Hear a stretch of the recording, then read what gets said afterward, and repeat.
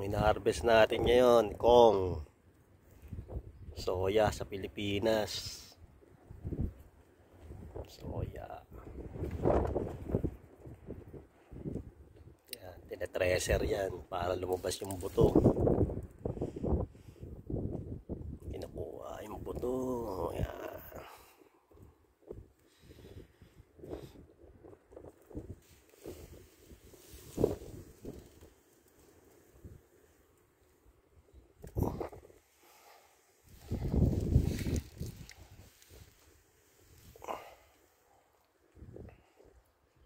Lunch break tayo ngayon, pahinga. Yung ginagamit nila pang hakot dyan sa mga nakabulumbon na soya. Sinasakayan dyan. Kakargayan dyan. Tapos ibabagsak dyan sa may tarapal na blue.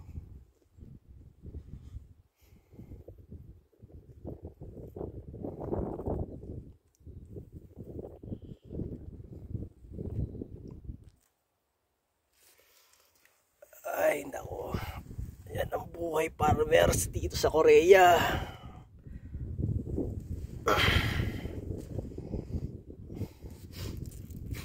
Dami lang ang gabok. Kaya ayoko na soya. Magabok. Ng kalaban, madali lang trabaho. Kaso, yung gabok, malalanghap mo. Kailangan may mask. Nakamas dapat para iwas langhap.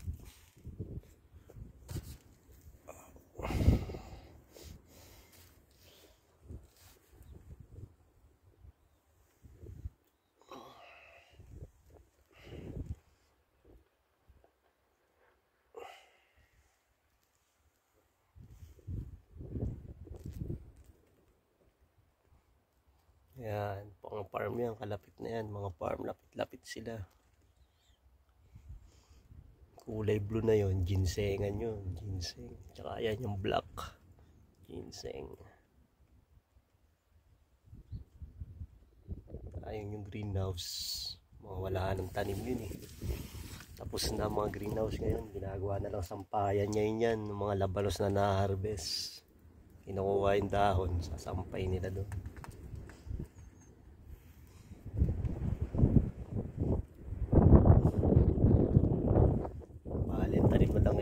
Ano na lang,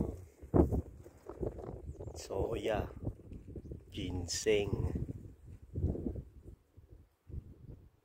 saka yan mga labanos.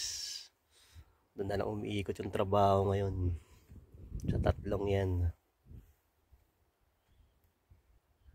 Kaya pag napunta kayo dito ng buwan ng November, yan yung mga trabaho dito, tatlong klaseng yun. Doon lang iikot yung trabaho nyo.